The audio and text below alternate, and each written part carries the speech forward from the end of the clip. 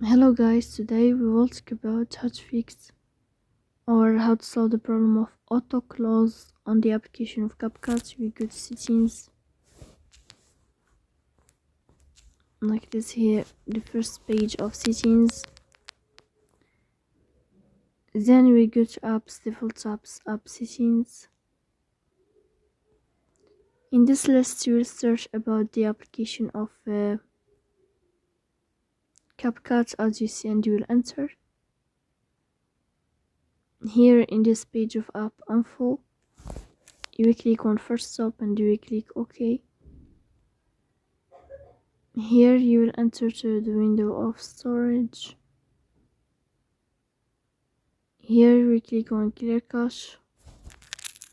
Here you can turn off your Wi-Fi and you can turn on your Wi-Fi again.